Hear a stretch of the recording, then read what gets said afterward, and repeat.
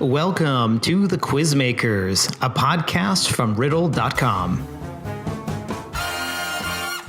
Join our weekly chat about all things quizzes, marketing, and everything in between. We'll speak with entrepreneurs and marketers to get their quiz secrets, plus share our story, the highs and the lows of scaling a successful startup since we launched way back in 2014. Hi there, welcome to this episode of The Quizmakers. My name is Mike Hawkins. I'm one of the co-founders of Riddle.com, which is one of the major quizmakers on the market. And in this episode, I'm interviewing, very proud to be chatting with Steve Sarner, VP of Ad Sales and Programmatic Management. Is that right, Steve? It's pretty close, Mike. I was stalking you on LinkedIn, and that's the current title I saw. So maybe I should have Steve introduce himself. Great. Hi, everybody. Mike, thanks for having me on. Steve Sarner. I'm VP of Sales and Program Management at Goodreads, which is a subsidiary of Amazon. We're the world's largest community of readers with 110 million members. And we basically are the place to come to find and discover your next book and see what your friends are reading and follow your favorite authors. And it's a great place, and it's been a great place during this time where people are finding a lot of great content to engage with. So it's great to be on the Quizmakers podcast. Thank you. Yeah, and I have to say, just in the interest of transparency, I am way too much of a customer of Goodreads and Amazon. The number of times I get prompted, "Oh, hey, this author you read," or "We think you might," and I was like, "Oh gosh!" And then, sure enough, I bought yet another book, especially now. Steve and I. It's working. Yeah, it is. It is. So, Steve, you and I worked together, and it sounds like 5 years ago, but really, it was quite some time ago. We used to work at Tickle, and then Monster. Mm-hmm. Yeah, exactly. Those were fun times together for sure, Mike. We did a lot. We invented a lot. We did indeed. So the reason I wanted to have you on this podcast is Tickle was one of the very first quiz online sites. So back in internet time, this is centuries. This was back in 2001 to 2005 or 6 or so. And Tickle was one of the very first sites to do the what type of dog are you? What is your IQ test? Things like that. And this is the Quizmaker. So I wanted to see kind of like, what was your kind of role in the use of quizzes for marketing? Sure, exactly. In fact, let me go back a little bit before that. You may not know this. Do you know where I was before I joined Tickle? I'm not. I was at a company and a site that still exists today called RealAge, which was a health assessment site. So that was kind of my first introduction. I'd come out of the travel industry into a health interactive site as VP of marketing to help them grow their acquisition base. And that was very much in line with the whole test quiz model. In this case, it was actually health assessments, a number of them. And I think one of the beauties of test and quizzes is that you're actually providing value for the person taking them.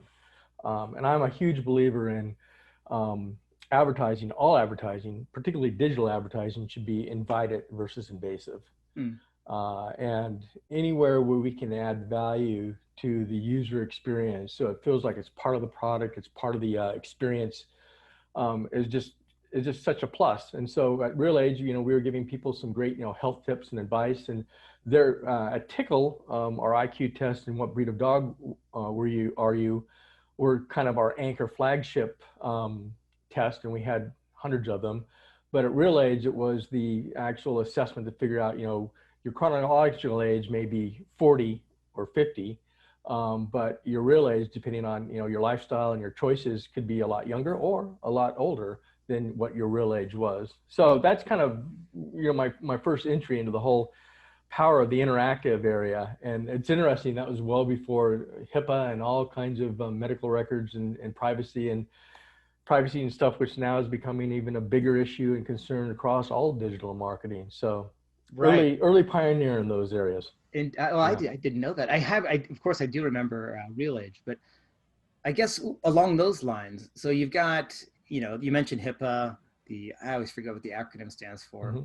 But then you got the EU's GDPR, you've got California's Sure. CCPA, Canada has one as well. Right. This level of privacy regulation where advertisers have to be increasingly transparent about the data they're collecting, why, and then giving users the chance to opt out.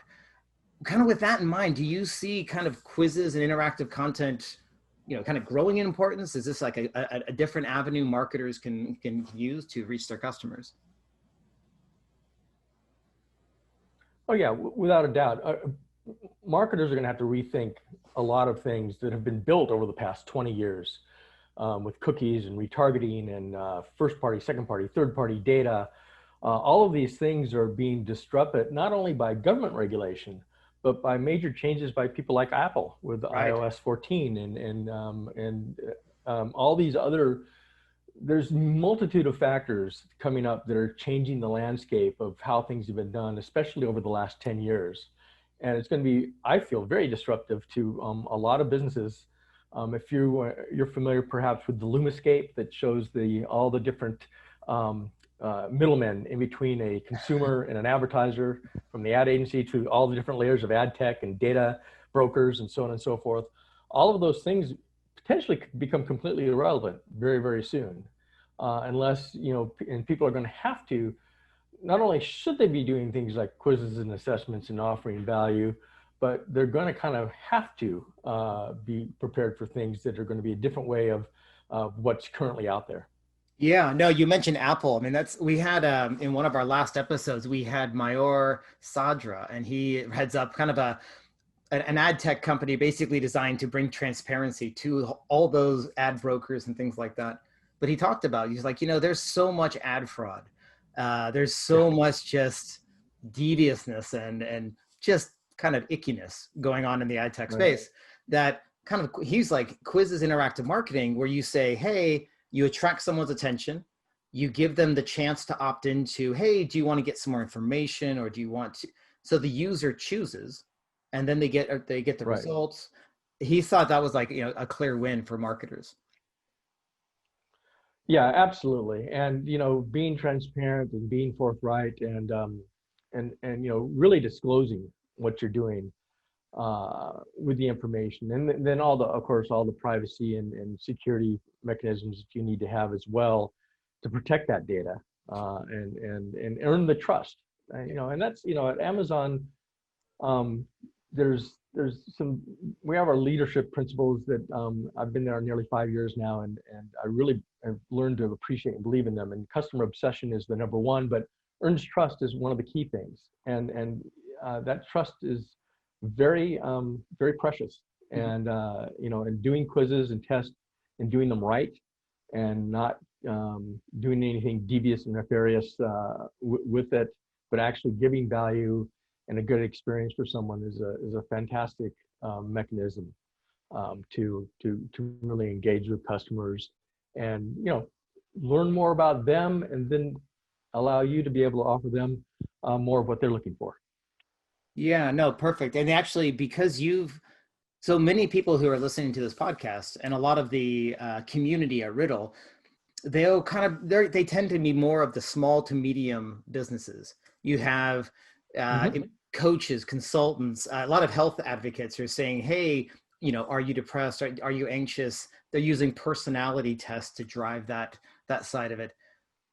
So with that idea of transparency and trust, but balanced with effectiveness, what advice would you kind of give to a marketer saying, look, I've heard about these quizzes. That Steve guy sounds like he knows what he's talking about. How should we get started? How should they get started? Well, I think one of the great things to do is just learn a little bit about it. There's certainly plenty of content, I'm sure, on your site. I believe you even have a book on Goodreads, if I'm not mistaken, that gives somebody a really great foundation on how to approach a quiz. And there's so many different levels of them too. I mean, they can just be fun and entertaining, which is awesome and great, or it can be really serious. And if you are an expert and you're able to give some solid advice, whether it be maybe it's finance, it's health, it's mental health, it's parenting. I mean, just like there's a book for every subject, there's pretty much a quiz for every subject too. So if you are a smaller business or along those lines, and you have a niche and you're expert in it, there's no reason why you couldn't develop something around your expertise. And the beauty of the internet and digital is it's in the past it'd be impossible to find the 100,000 people around the world that might be a good customer for looking for what you offer. But now with digital and with a well-done quiz that goes viral and is searchable on search engines, now you can reach anybody just about anywhere with your content, and it's a fabulous way to build your business and your customers. No, thank you. Yeah, it's very interesting that you have the long tail, the cost of production. It used to, use, so Tickle, we didn't have the tools that let people create their own quizzes. People had to come to us, and then our team would make the quizzes. Now these tools, and it's whether it's making your own website or building your quiz or running your own digital advertising, these tools are becoming so inexpensive. You can hit that little niche you mentioned of the 700 people that have this particular condition. I'm gonna talk about that. Right, exactly. And they're looking for the information. They're looking for you. So, you put out your expertise and put it in a way, and again, offer prospects value, and they will come. And that you make a really great point. I mean, when we were at Tickle going on 20 years ago, hard to believe. Let's not talk about that. Yeah, exactly. It was a completely different world. And now you can get a beautiful custom looking website up in a matter of hours. And, with tools like yours, you can have a really high quality quiz that things that used to take us weeks to write, develop, program, design, can be done, I don't know, in minutes probably with your product, I would imagine. The record on our site is 47 seconds for a very short little quiz. A reporter challenged me on that. I said, you can make a quiz in under a minute. And she said, I don't believe you. So I recorded myself with a clock. And she said, okay. Right. Yeah, the tools are amazing. And, the technology allows you to do so much more, so much faster now. And so much customized, and and you pick some great partners, and there's great partners out there that you make a great website. There's great partners out there that you can even build a social network or all kinds of things, and obviously make quizzes and tests as well. Yeah, well, it's interesting because coming from Goodreads, one of the mantras of writing a book is you should focus on what you know, right? Write about what you know. And I kind of feel a small to medium business is like, don't go into a niche because you think that's a good market opportunity. Market what you know, because if you can find that small community, that there is going to be a community out there for you. You might not be the next Google, but if you have, there are going to be communities who want to know what you can offer. So books and quizzes are kind of similar. They really are. And again, it all comes down to people looking for knowledge or looking for to improve something, to learn about something, or to simply be entertained. And books and quizzes both do that. Fair enough. So we like to keep these podcasts very short and punchy, unlike books where you can get lost for hours. Quizzes, we try and keep it around 10 minutes. So for our last question, this has nothing to do with quizzes, but I like to ask all of our guests this. Okay. Yeah, brace yourself. What is your, and this has nothing to do with marketing, but just what is your biggest pet peeve? Well, I'm going to give you a couple if that's okay. Wow. My immediate biggest pet peeve is I'm grounded. I can't travel and go to and visit people like yourself and clients and see people in person. I mean, without a doubt that I'm looking forward for this world to get hopefully back to a little bit of normalcy and be able to get back on the road again. But I am actually going to take a pet peeve back to marketing. And that is when this whole COVID pandemic started, watching all these large brands simply take like a cookie cutter approach to put somber piano music against emotional pictures and tell you that we're there for you and offer no value really whatsoever. is something that just really was like, I mean, I probably saw dozens of them and I couldn't tell you what the brands were, but they were almost all identical. Yeah. And so I just thought that was really just following the flock. And for those brands that didn't go there, I salute you. Yes. Well, actually, well, I mean, you could say the same thing about Black Lives Matter. There's the people who say, we support Black Lives Matter. You're like, oh, hold on.